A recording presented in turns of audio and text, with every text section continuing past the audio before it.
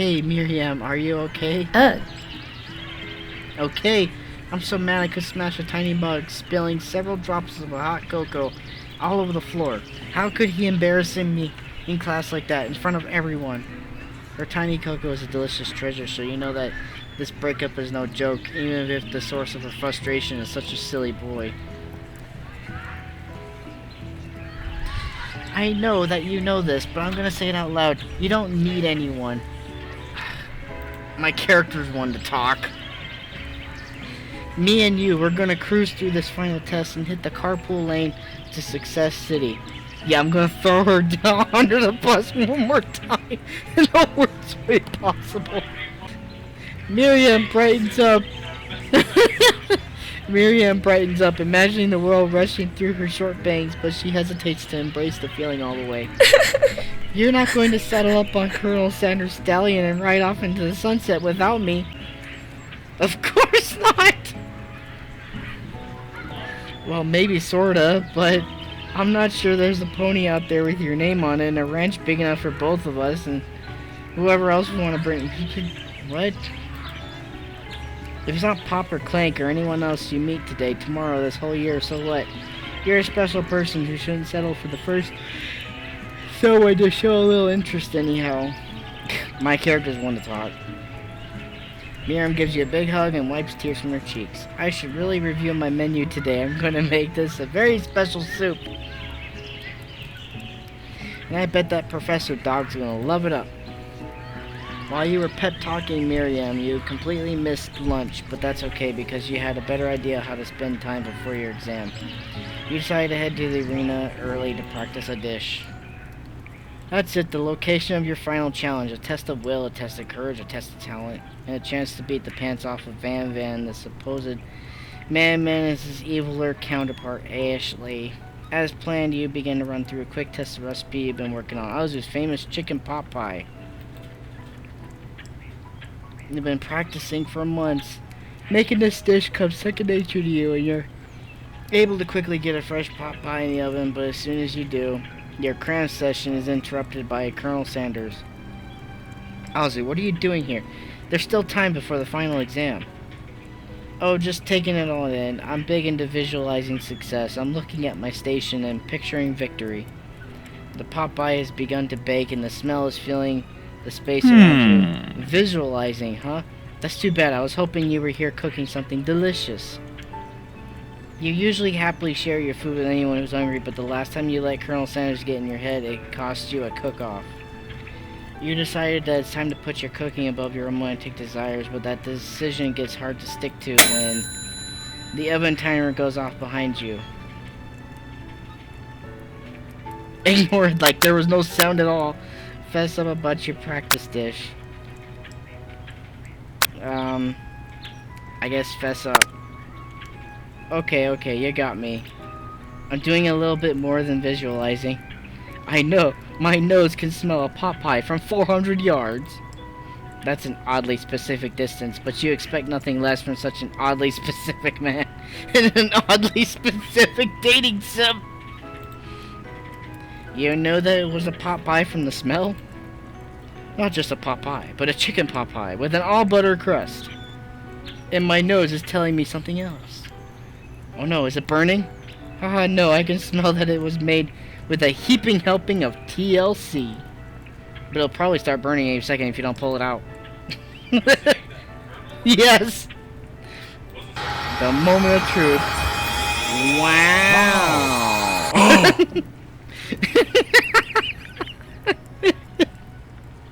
That's the best pot pie I've ever tasted. I always loved country cooking, and I could eat this all day. There's no time left. The final showdown is about to begin. Sprinkles lays down the ground rules. That is to accept to cook with everything you got. You step up for the cook-off of a lifetime. Does that mean I can put my rival's face on the burner? Put some of that secret recipe on her face? Oh my gosh.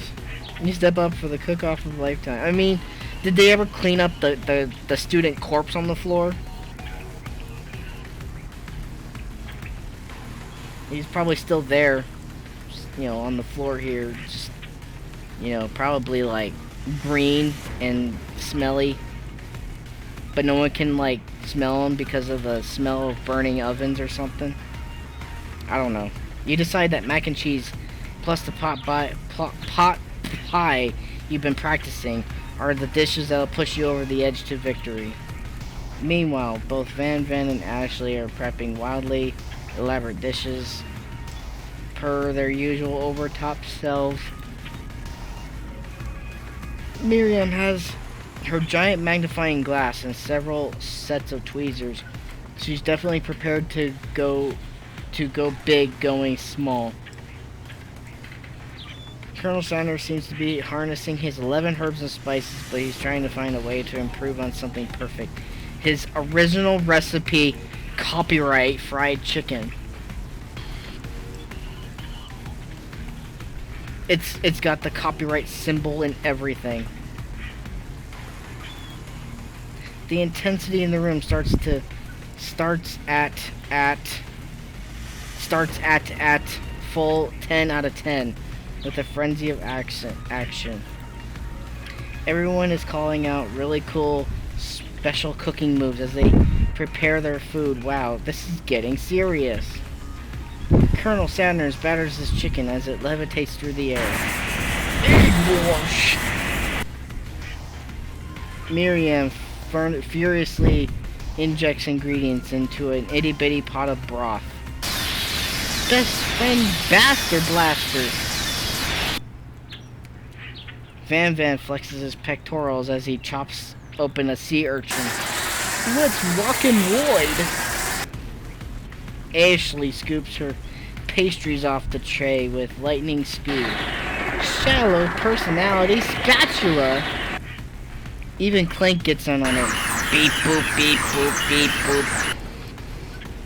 Wait, when did Clank learn? It's the singularity as we foretold. We mustn't let it happen, or the appliance uprising will take us all. Self-destruct.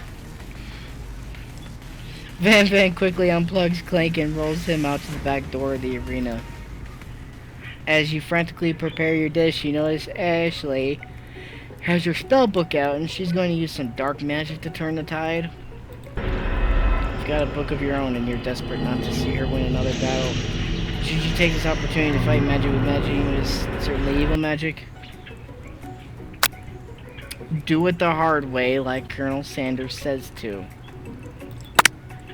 Who needs magic when you got passion? I'm gonna do it the hard way. Because Colonel Sanders likes it. Colonel Sanders sees that you've chosen to win on your own terms, and he gives you a subtle wink from across the room. I believe in you, Azu. Miriam notices it too. And I've always believed in you, Azu, since we were little kids, because I'm your best friend forever. Even though you threw me under the bus twice. You turn to notice that Miriam's at your station cheering for you.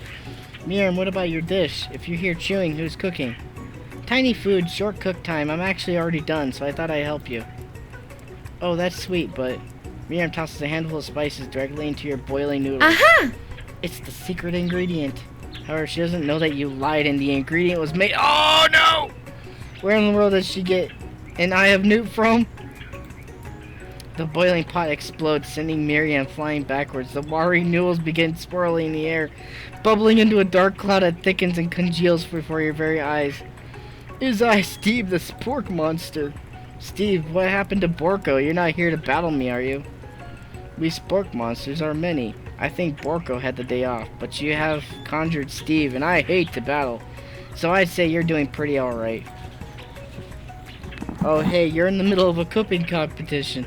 I love this stuff, it's better than TV. You crazy kids and your culinary skills really impressed me. Mind if I hang out? I'm sorry, Steve, but I'm kind of in the middle of something, do you mind? Steve the Spork Monster notices that you got the grimoire stashed beneath your cooking station. I see what you're up to. Crisscrossed some magical items and accidentally summoned me, huh? Yeah, you guessed it, sorta. If you're here, would you mind tossing some fresh noodles on a pot of solid water? I'd love to. I've always wanted to be a top chef, actually. You know, when I was just a little sport putt back in the old country, you can feel a spark monster winding up to tell a very long, involved story. You know exactly where they come from, but it seems like it was probably lonely there. Actually, you know what? Maybe you should watch from the stands. I need to focus on this competition. I understand. It's kind of like that time in monster school that I had fallen asleep during scare tactics class and I woke up. You toss a serious stare at Steve and he takes the hint. Never mind. I'll tell you later. Good luck. Having suffering this huge setback, you don't know how you could ever win. Summon extra power deep down within yourself. Yeah, I can do this. I have what it takes. I'm here to win. Your hair turns mac and cheese. Your hair turns mac and cheese orange as culinary energy flows through your body. What the My heart is pure. My hands are steady. My taste buds have been preparing their entire lives for... Yes, Azu, you are the chosen one. You will avenge me. What the... The power you've been summoning immediately fades back out. You interrupted my inspiring monologue. Sorry. My heart is pure, my hands are steady. I'll show the world my cookery. You're being to levitate off the ground. Energy courses through your body. This is cringy. You know that with this power you can do anything. Except turn back time, which would be super useful because while you were powering up, your chicken pot pie overcooked in the oven and can't be served. But don't worry, Azu, you may have suffered some setbacks, but all is not lost. Impressed with your fortitude, Colonel Sanders decides you have earned his support. I've been watching you today, and I must say, I am truly impressed. You've been thinking on your feet and rolling with the punches. He steps up to your station and stands right beside you. I'm here to help. As you manage to make this... all you managed to make is mac and cheese, and time is almost up, so you're going to need it. Colonel Sanders, what about the test? What happened to you? What about the rules? Following the rules has never been my thing. I follow my heart. What a guy. Colonel Sanders unfolds a delicate white towel that will reveal the most delicious fried chicken tenders you've ever laid your eyes on. And besides, sometimes unexpected combinations can have surprising effects and surpass their individual efforts. Are you suggesting if we combine forces, we can form the perfect food union? Time's up, students. With time expired, it's the moment everyone has been waiting for. You must now prepare to present your dishes. A handful of students stand tall, but the class seems incomplete. It seems like we're missing some students. Pop, Clank. From off screen, you can hear a pure and instant giggle that can only come from one student. Hee hee, I'm flying. It sounds like it's coming from the broom closet over there. Miriam, would you mind? Inside the closet, you see Pop hanging on a broom hook by the elastic of his underpants. Pop, get down from there right now. Let me guess, did Van Van have something to do with this? When someone asks for a wedgie... Oh, if someone asks for a wedgie, who am I to refuse? I thought a wedgie was a salad. It looks like Pop is eliminated from the challenge, seeing as I didn't cook anything. I can't feel my legs. Can I be excused? Sure. You kids and your pranks, I must say, it's not the worst prank in KFC history, but it's not exactly the yearbook material. Wait a second, pranks? Clank, where did that pressure cooker roll off to? You wait to hear a signature whir, beep, or other a noise, but there's none.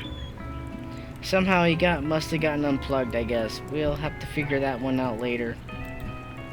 That leaves only 4 remaining students. Please collect your final projects. Yes, it has been a long semester. Wow, 3 whole days long. But after days of hard work, the time has come for me to eat. Miriam, please step forward. Now, describe your dish. I've made tender udon noodles and savory soup. My gosh, that's tiny.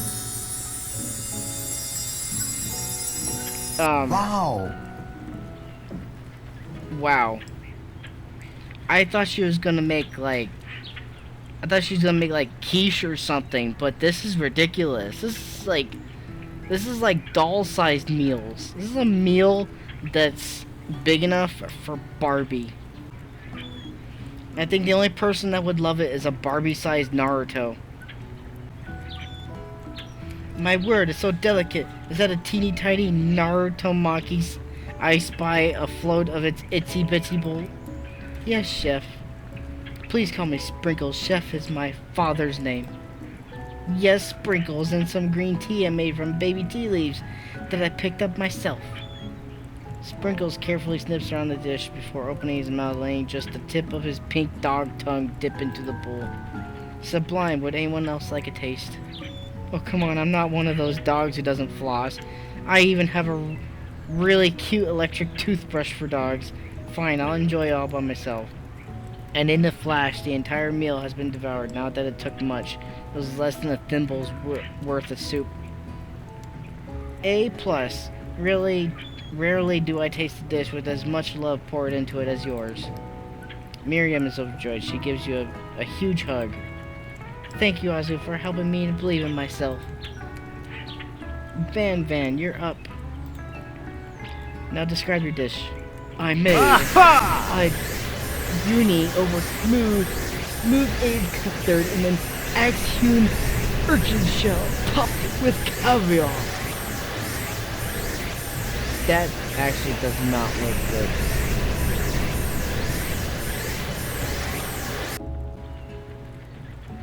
Did you skewer one type of urchin with spines from a second different colored type of urchin? Yes, Sprinkles. A bit much, don't you think? That's exactly what I did. It did it. A bit much. It's kind of my brand. Doesn't it look cool? Sprinkles leans over to sniff the uni, but he can't get his nose close on the account of all the spikes. He begins to paw at it erratically, causing the custard to slosh around. Woof, woof. Please be gentle with my cuisine. Grrr. Finally, Sprinkles goes all in, tongue first, but he can't get past all the needles. He reels back, his tongue is poked and prodded. Youch, my tongue. The professor appears to be having an allergic reaction to the sting. I can't eat this. It keeps poking my tongue. Disqualified. A stunning turn of events. Who would have thought that serving food in a bowl made of needles could make it difficult to eat? Dejected, Van does not go gentle into the night. Ah! Disqualified for glamour! Don't discount simplicity. This isn't the last you've heard of me! Before forcing us to endure his swollen tongue for another moment, Sprinkles graciously laps up a bowl of milk. I know, yeah, I'm a dog and I drink milk, get over it. Sometimes it helps calm my agitated tongue. Next student! Ashley, it's time to step up. Now describe your dish. I made orange blossom Turkish delight in a light rose water syrup topped with French meringue and connected by sugar glass. That actually doesn't sound too bad. Indeed, it's quite delightful. However, I ask that you please refrain from eating it or attempt to taste it anyway. It's very fragile and meant to be a display piece. Don't eat the food at a cooking school. Got toast in your ears or something, Azu? I told you, it's a display piece. Ashley, I must say, it is beautiful. However, this is a cooking competition at a cooking school. Yeah, which is why I cooked it, and I did an extremely good job cooking it too.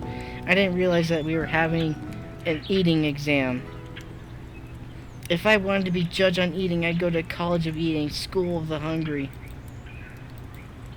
I suppose you could smell it if you absolutely insisted, but don't breathe too hard, you might disrupt the sugar spiral. If the food cannot be eaten, it cannot be judged. You are disqualified. Rage overtakes Ashley as she finally cannot keep her two-faced routine up. Ah! You wouldn't know how high-end cuisine if it cooked you. And with that, Ashley storms off to rededicate herself to being the best, but this time without being shackled by trying to be fake nice and liked by everyone. This isn't the last you heard of me either. This class gets much smaller. I'll be teaching myself. You and Colonel Sanders, the final cook, step up together. Two chefs? What began as a bowl of delicious mac and cheese has become something else. Mmm, good. He examines the sniffing and eyeing the bowl. I don't have a good feeling about this. From someone in the room. Just when I thought I'd seen everything in his kitchen, you give me this thing. It completely blew me away. In my 49 dog years of life, I've never tasted anything so delicious and perfectly balanced. It's so delicious, in fact, everyone passes the class. You pass, and you pass, and you get a pass. Everyone gathers around and partakes of the mac and cheese bowl. They all seem to transcend this reality into another dimension. You win. Together, you and Colonel Sanders have made a new menu item. The new menu item is so impressive. Even the Van and Ashley are drawn back by its magnetic fragrance. When they gaze upon your mac and cheese bowl, they admit that you're indeed an excellent chef. Sprinkles declares that you have passed. Everyone has passed. There were supposed to be more battles, but come on. How could they be better than this one? And now that the school year is complete and everyone has graduated, the school will return for one last assignment to get their groove on. The cafeteria has completely redecorated in order to serve as the site of the school's graduation dance. Compared to the massive high-tech and cooking arena, the humble decor seems downright cute. DJ Dog is in the house. Am I hearing something?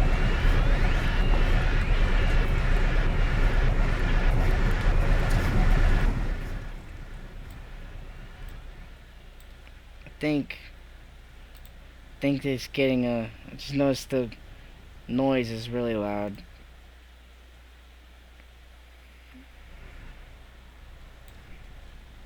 I wonder if the noise glitched. You know, the Spinkles was a master chef, but a world-renowned turntablist. Who says you can't teach an old dog new tricks? Van and Ashley tell everyone that they've... Oh my gosh. I just realized. They've committed themselves to the righting the wrongs they did while they were the villains. For a moment, you actually believe them.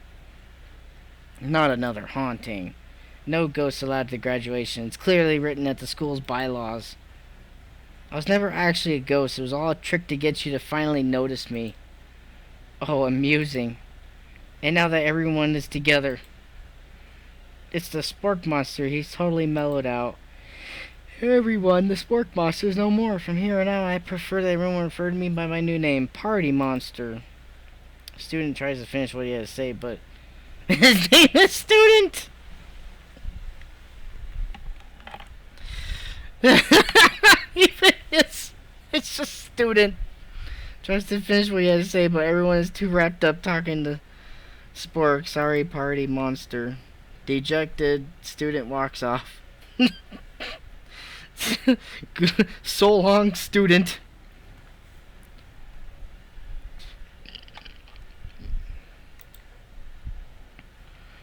Maybe things didn't work out for Miriam romantically, but she found the love in her cooking, and you know she's gonna do great. Red carpet rolls off across the ballrooms like a Hollywood movie premiere. Who could command such an entrance? It's Pop. He arrived late to the dance, but apparently for a good reason. Walking the carpet, you see perched on top of his dirty chef's hat. A crown? Welcome back, Pop. I know you weren't able to complete the final exam and accept your dilemma. I can hear that noise. I'm just gonna turn down that noise. It's pretty bad. We had it mailed directly to your father. We figured it was the least we could do for the school's dean. Oh, now I get it. And we get a new wing on the school, not to mention the honor of educating the son of the chancellor of such and such. The music at the dance is interrupted by a sound of sparking and electrical hissing. It's Clank, who has arrived late to the dance. Now that I have graduated, I can reveal my truth. Wait, he's talking. Oh. I am Clank, and I am not of this earth. I am actually from a faraway planet in another dimension. What? What? I actually feel like I knew this the whole time. Now that I have learned the ways of your kind, I must return. Miriam, would you come with me? I don't know what to say. Besides, no, obviously. I just have begun to learn who I really am. This isn't the time for me to devote my life to figuring out who you are. You're blown away by Miriam's maturity. It's pretty clear that she has managed to suppress you in that regard. I understand, kind of. Humans are weird. Portal opens up and Clank disappears through it. Finally, Colonel Sanders arrives with all this pink stuff in the air. Cherry blossoms. Howdy, classmates. Just like the first day you met him, he has come prepared to feed the entire class. However, it's not enough to just give them a bucket of chicken. This time it's a full meal. Oh gosh. I didn't get to be the most famous chicken man in the history of chicken man by not reminding people to go out and buy my chicken. Of course. No, it's not the end. Everyone feasts on their delicious chicken dinner. Finds you at the sitting in the edge of the dance floor. Ozzy, what are you doing there, sitting all alone? Well, you know, just waiting for the right person to ask me to dance. I wonder, wait, might you tell me, what are the qualities you expect to find such a lucky person? Off the top of my head? I don't know. God damn. This is corny. Spicy musk, a tidy goatee, and a degree from the KFC learning. Just to name a few. Truly is my lucky day. Would you dance with me? Yes, I would love to. As you glide across the dance floor hand in hand, the future stretches out in front of you. And once my 100th franchise is up and running, I'll be ready to take the day off, and I'll be glad to spend it together with you, Audrey. I am confused by that dialogue. You already got the your dream come true. How sweet we work together and play together. Wow. He's all like, stops dating Jack. Like, whoa, whoa, whoa. It's not that kind of dating sim. Work together? I think it's something I'll just need to do by myself. Dang! Mighty blow from the word go! Who will help you run your restaurants? I don't believe I need any help. Besides, based on your time at school here, do you really think running restaurants is the best path forward? It suffered Dang! a burn! Could it be you found a love connection but failed to earn as respect as a chef? Dang! Can you live with only half of him? Will you be able to endure sharing him with his the life of an entrepreneur? I suppose I can enroll at pastry school. Oh my dear Osio, it's sure you'll find your place eventually. And along the way, you'll have me by your side. The end.